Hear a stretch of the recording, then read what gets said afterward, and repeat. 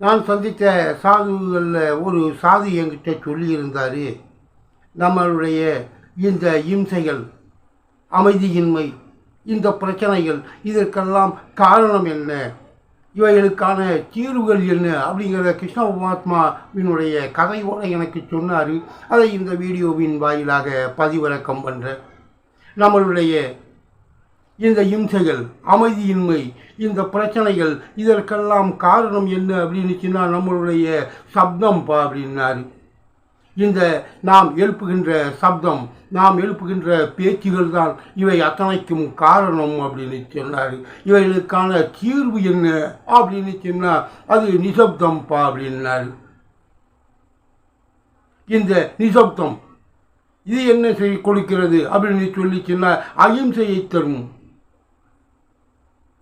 இந்த அமைதியை தரும், இந்த பிரச்சனைகளுக்கான தீர்வுகளை தரும் அப்படின்னு சொன்னார். இந்த பிரச்சனைகள் எல்லாருக்குமே உண்டுப்பா, பிரச்சனைகள் இருந்துக்கிட்டே தான் இருக்கும், அந்த பிரச்சனைகளை நாம் கடந்து வந்து கொண்டு தான் இருக்க வேண்டும் அப்படின்னு சொன்னார். இந்த பிரச்சனைகள் இல்லாத இடம் எங்கடா இருக்குது அப்படிங்கிறத பற்றி சொன்னார். ஒன்று தாயினுடைய கருவறையில், இன்னொன்று கல்லறையில் தான்ப்பா, அதெல்லாம் கிடையாது அப்படின்னாரு. அதாவது எல்லாரும் நாம் பேசிதான் ஆக வேண்டும், பேசினாலே நமக்கு பிரச்சனைகளும் இந்த இம்சைகளும் இந்த அமைதியின்மையும் வரும், அதை நாம் கடந்துதான் ஆக வேண்டும் அப்படின்னு சொன்னார். இந்த நிசப்தம், மௌனம், ஒருவன் மௌனமாக இருக்கும் வரையிலே அவனிடத்திலே இந்த இம்சைகள், அமைதியின்மை, இந்த பிரச்சனைகள் இவைகள் அண்டவே அண்டாது, அவனை அண்டாது. கொஞ்சம் தள்ளி நின்று வேடிக்கை பார்க்கும், அவனுடைய மௌனம் களையும் வரையிலே காத்திருக்கும், அதன் பின் அவனை ஓடி வந்து கட்டி தழுவிக்கொள்ளும் அப்படின்னு சொன்னார். இந்த மௌனம் என்ன அப்படிங்கிறத பற்றி சொன்னார். இந்த இறைவன் எத்தனையோ மொழிகளை படைத்தான், அத்தனை மொழிகளுக்கும் சொந்தக்காரன் தான் இந்த இறைவன். அவனுடைய மொழி என்ன அப்படின்னு சொன்னால் இந்த மௌன மொழி தான் அவனுடைய மொழி அப்படின்னார். இது நன்கா தெரிஞ்சவங்க தான்ப்பா இந்த மகான்கள், ஞானிகள், ரிஷிகள், முனிகள், இந்த யோகிகள், சாதுகள், சன்னியாசிகள் எல்லார்களுக்குமே தெரியும் இறைவனின் மொழி என்பது இந்த மௌன மொழி அப்படிங்கிறது. அதனால்தான் அவர்கள் இந்த தொந்தரவு இல்லாத இடம், சச்சரைகள் இல்லாத இடம், அமைதியான இடம் என்ற அமைதியான இடங்களுக்கு செல்வார்கள். அங்கே சென்று தனிமையிலே அமருவார்கள், அமர்ந்து இந்த தவம் மேற்கொள்வார்கள். சிலர் நின்றபடி, சிலர் அமர்ந்தபடி அவரவர் விருப்பப்படி இறைவனை வணங்குவார்கள், தவம் இருப்பார்கள். இந்த முதிரைகளோடு, சமிக்கைகளோடு அவர்கள் இறைவனை வணங்குவார்கள், இறைவனோடு பேசுவார்கள் அப்படின்னு சொன்னார். அந்த அவர்களால் ஏற்படுத்தப்பட்ட சமிக்கைகளின் வாயிலாக தான்ப்பா நாம் இரு கைகளை கூப்பி வணங்குகின்றோம். நாம் இரு கரங்களை கூப்பி வணங்குவது அந்த சமிக்கை என்ன சொல்லுது அப்படின்னு சொன்னால் இரு கையை சேர்த்தால் உண்டாவது ஓசை, சப்தம். இந்த சப்தம் இம்சைகளையும் அமைதியின்மையையும் இந்த பிரச்சனைகளையும் தரும். ஆனால் நாம் இறைவனுடைய மொழியிலே, இந்த சமிக்கையிலே நாம் அவனிடம் வேண்டுகின்றோம் என்ன என்று அப்படின்னு சொன்னாச்சுன்னா இந்த இம்சைகளில் இருந்து, இந்த அமைதியின்மையிலே இருந்து, இந்த பிரச்சனைகளில் இருந்து எனக்கு ஒரு தீர்வை சொல்லு அப்படின்னு தான். இறைவனும் நமக்கு ஒரு கையை தூக்கி ஆசீர்வதிப்பது போல அவனும் தனது சமிக்கையிலே நமக்கு பதிலை சொல்லுகின்றான். ஒரு கை ஓசை எழுப்பாது, நிசப்தம். இந்த நிசப்தமானது அகிம்சையை தரும், அமைதியை தரும். நீ அமைதியான பின் ஒரு தெளிவு கிடைக்கும். அந்த தெளிவு கிடைத்த பின்னால் உனது பிரச்சனை தானாகவே தீர்ந்துவிடும். அமைதியாக இரு அப்படின்னு தான்ப்பா அவர் சொல்றாரு அப்படின்னு. ஒருவர் மற்றொருவரோடு சமிக்கை செய்து கொண்டால் அதிலே இந்த இம்சைகள், அமைதியின்மை, பிரச்சனைகள் வரும்பா. ஒருவன் இறைவனோடு பேசும் பொழுது, அவனுடைய மொழியிலே சமிக்கையிலே பேசும் பொழுது, அவனுடைய பிரச்சனைகளுக்கும் இந்த அமைதியின்மைக்கும் இந்த இம்சைகளுக்கும் தீர்வு கிடைக்கும் அப்படின்னு சொன்னார். நாம் எல்லாருமே வாழ்ந்துதான் ஆக வேண்டும் அப்படின்னு சொன்னார். இந்த தீர்வுகளுக்கு, நமது பிரச்சனைகளுக்கும் இந்த இம்சைகளுக்கும் அமைதியின்மைக்கும் தீர்வுகளை சொன்னார். இந்த கிருஷ்ண பரமாத்மாவின் கதையிலிருந்து கிடைக்குதுப்பா அப்படின்னு சொன்னார். இந்த மகாபாரத யுத்தம் நடக்குது. அந்த யுத்தத்திலே தாக்கம் கிருஷ்ண பரமாத்மாவை வெகுவாக பாதிக்குது. அவருக்கும் ரொம்ப பாதிச்சிட்டாரு, நொந்துட்டாரு, நூலாயிட்டாரு. காரணம் என்ன அப்படின்னு சொன்னால், அவர் பிரியப்பட்ட மக்கள் அவரை சபித்தனர். இந்த மகாபாரத யுத்தத்துக்கு காரணம் நீங்கள் தான் என்று. அதற்கான காரணம் என்ன அப்படின்னு சொன்னால், அவர் தன்னுடைய வீரர்களை, தனது நாட்டின் வீரர்களை எல்லாம் துரியோதனன் பக்கம் அனுப்பிவிட்டார். இவர் இந்த அர்ஜுனன் பக்கம் நின்று விட்டார், பாண்டவர்கள் பக்கம். இந்த போரிலே எல்லா வீரர்களும் மடிந்தார்கள். அந்த மடிந்த வீரர்களின் விதவிமார்கள், அந்த அனாதையான குழந்தைகள், இவைகள் எல்லாம் பஞ்சம் பட்டினியிலே வாடினார்கள். அவர்கள் சொன்னாங்க, இந்த போருக்கே காரணமே நீதான் கிருஷ்ணா அப்படின்னு. அதனால் இவர் நொந்து விட்டார். தனது பிரியப்பட்ட மக்களை விட்டு வெகு தூரம் போய்விட வேண்டும் என்று தீர்மானித்தார். மதுராவில் இருந்து துவாரகா போவதற்கு எண்ணினார், போய்விட தீர்மானித்தார். அதற்கு முன் மற்றவர்களையும் சந்தித்து விடலாம் என்று அமைதியாக கடந்து சென்றார். இந்த காந்தாரியை கண்டார்கள். காந்தாரி கிருஷ்ண பரமாத்மாவை பார்த்தால், பார்த்து சொன்னால், அதாவது எனது சாம்ராஜ்யம் அழிந்தது போல கிருஷ்ணா உங்களுடைய சாம்ராஜ்யமும் அழிந்து விடும் அப்படின்னு சொன்னார். அமைதியாக ஏற்றுக்கொண்டார். பிற்காலத்திலே இந்த துவாரகா கடலிலே நீரினுள் மூழ்கியது. அதன் பின் இந்த துரோணரை சந்திக்க சென்றார். துரோணர் ஒரு புல்லை எடுத்து கிருஷ்ண பரமாத்மாவின் அருகினிலே போட்டார். இந்த புல்லானது என்று தனியாக மாறுகின்றது. அன்று உனது சமூக மக்களை இந்த கொள்ளையர்கள் அடித்து விரட்டுவார்கள். உனது சமூக மக்கள் நாலாபுரமும் சிதறி ஓடி விடுவார்கள். நீ அவர்களை காப்பதற்காக அர்ஜுனனை அனுப்புவாய். அந்த அர்ஜுனன் அந்த கொள்ளையர்களிடம் தோற்று திரும்புவான் அப்படின்னு. பிற்காலங்களில் அவருடைய சமூக மக்கள் யாதவர்கள் மீது கொள்ளையர்கள் தாக்குதல் நடத்துகிறார்கள். அந்த தாக்குதலை தடுப்பதற்காக அர்ஜுனன் வருகின்றான். அர்ஜுனன் அந்த கொள்ளையர்களிடம் தாக்கு பிடிக்க முடியாமல் தோற்று திரும்பி ஓடி விடுகிறான் அப்படின்னு அந்த சாதி சொன்னார். அதுக்கப்புறமேலு அவர் கடைசியாக நினைச்சார், சரி போவதற்கு முன் பாஞ்சாலியை பார்க்கவில்லை, பாஞ்சாலியையும் பார்த்துவிட்டு போய்விடலாம் அப்படின்னு நினைச்சு பாஞ்சாலியை பார்ப்பதற்காக பாஞ்சாலியின் அரண்மனை போனார். அங்கு போகும் வழியிலே இதே நிலைமைதான்.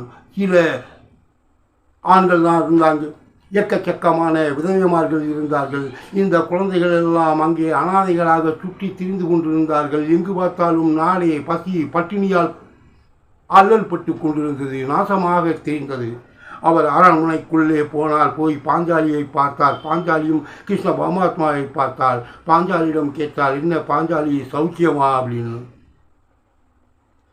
அவள் இந்த கிருஷ்ண பரமாத்மாவை பார்த்தால் அமைதியாக நின்றார். கிருஷ்ண பரமாத்மா பாஞ்சாலியிடம் சொன்னார், நீ உனது கூந்தலை முடிந்து கொண்டாய், உனது சபதத்திலே நீ வெற்றி பெற்று விட்டாய், இந்த நாடே பாண்டவ நாடாக மாறிவிட்டது, இப்பொழுது சந்தோஷம்தானே பாஞ்சாலி அப்படின்னு கேட்டார். அந்த பாஞ்சாலிக்கும் தெரியும் நாட்டினுடைய நிலைமை. இந்த போர் ஏற்படுத்திய தாக்கம் அவளையும் பாதித்திருந்தது. குற்றமுள்ள நெஞ்சு குறுகுறுக்கும்.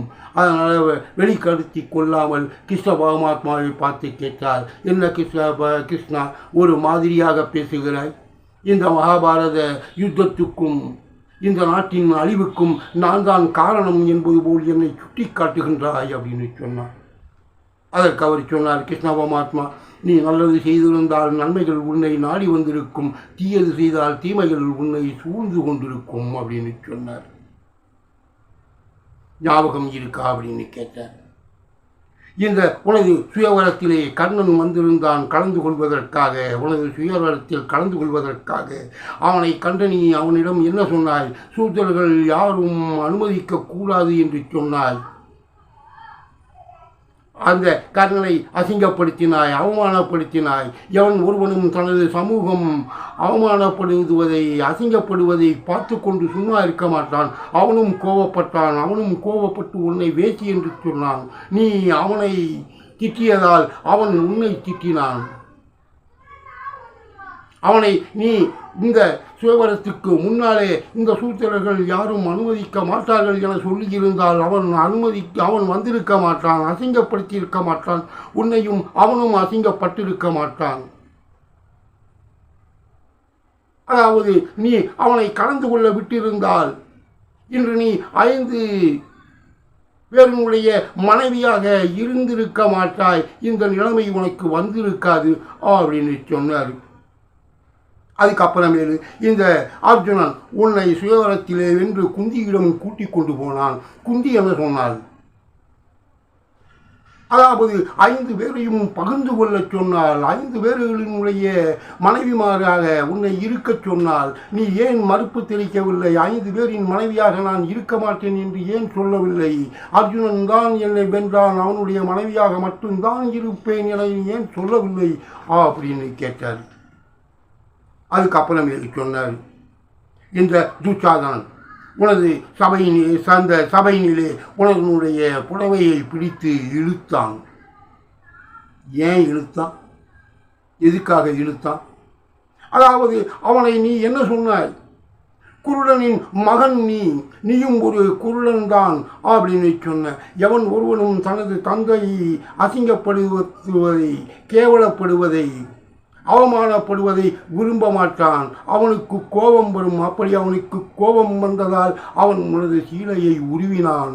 நீ அவனின் தந்தையை நீ அசிங்கப்படுத்தாமல் இருந்திருந்தால் அவன் உனது சீலையை பிடித்து இழுத்திருக்க மாட்டான். நீ என்ன செய்தாய்? சபையில் இருப்பவர்களையெல்லாம் உசிப்பேற்றி விட்டாய். அவர்களெல்லாம் உனக்கு சாதகமாக வந்து பேச வேண்டும் என்று நினைத்தாய். எவன் ஒருத்தரும் வந்து பேசவில்லை. ஏன்? எல்லாருக்கும் அந்த துச்சாதனன் செய்தது நியாயமாகப்பட்டது.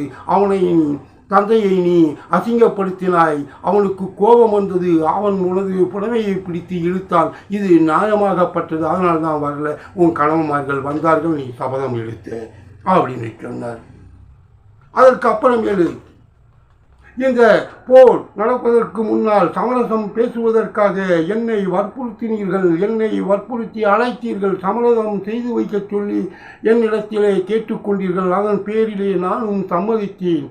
நான் இந்த துரியோதனனிடம் சமரசம் பேசுவதற்கு போவதற்கு முன்னால் நான் உன்னிடமும் வந்தேன், உன்னையும் கண்டேன், உன்னிடமும் சொன்னேன். நீ அதற்கு என்ன பதில் சொன்னாய்? ஞாபகம் இருக்கிறதான்னு கேட்டார். அதாவது நான் குண்டலத்திலே இருந்து பிறந்தவள். எனது தந்தை ஒரு நாட்டின் அரசன், எனது தமையனும் இன்னொரு நாட்டு அரசன். நான் அரச குடும்பத்து பெண். எனது 5 கணவன்மார்களும் மகா வீரர்கள். அதனால் எனக்கு கிருஷ்ணா சமரசம் வேண்டாம், போர் தான் வேண்டும் அப்படின்னு சொன்ன. அந்த போரினுடைய தாக்கம், இன்றைய அழிவு அத்தனைக்கும் காரணம் நீதான், நீ மட்டும்தான். நீ பேசிய பேச்சுக்கள் தான், நிதானம் இல்லாமல் அள்ளி தெளித்த வார்த்தைகள் தான், பட்டு என்று நீ குதித்த செய்தது தான், யோசனை இல்லாமல் அவசர கதியிலே நீ எடுத்த முடிவுகள் தான் அப்படின்னு சொன்னார். அதாவது நீ நிதானமாக யோசித்து சிந்தித்து அமைதியானவின் ஒரு தெளிவு ஏற்பட்டவின் முடிவு எடுத்து இருந்தால் இந்த மகாபாரத போரோ யுத்தமோ ஏற்பட்டிருக்காது. இந்த போருக்கெல்லாம் காரணம் நீ உதித்த வார்த்தைகள், கொட்டிய வார்த்தைகளை அள்ளவே முடியாது. வாயிலிருந்து வெளிப்படும் வார்த்தைகளும் வில்லிலிருந்து புறப்படும் அம்புகளும் ஒருபோதும் திரும்பி வராது. அந்த திரும்பி வர முடியாத நிலைமையை நீ செய்து விட்டாய். இப்போ சொல்ற எனக்கும் இந்த போருக்கும் சம்பந்தம் இல்லை, இது நாடு நாசமாக போனதுக்கு காரணம் என்று சொல்கின்றாய், யுத்தத்துக்கு காரணம் நானா என்கின்றாய். சரி போ, நீ கிடையாது, நானே இதையும் ஏற்றுக்கொள்கின்றேன், எல்லாவற்றிற்கும் நானே காரணம் என்று அப்படின்னு சொல்லி அவரிடம் இருந்து விடைபெறுகிறாள் கிருஷ்ண பரமாத்மா. இந்த மகாபாரத யுத்தத்துக்கு காரணம் நீ, உனது வார்த்தை, உனது பொறுமையின்மை அப்படின்னு சொன்னார். நிதானமாக நீ பேசவே கிடையாது. நிதானமாக பேசி அமைதியாக பின் முடிவு எடுத்திருந்தால் இந்த போரே நடந்திருக்காதுமா அப்படின்னு சொன்னார். அதாவது நிசப்தம். அகிம்சை, அமைதி, பிரச்சனைக்கு தீர்வு அப்படின்னு கிருஷ்ண பரமாத்மா சொன்னார் அப்படின்னு அந்த சாது சொன்னார். இதோடு இந்த வீடியோவை நிறைவு செய்கின்றேன். நன்றி.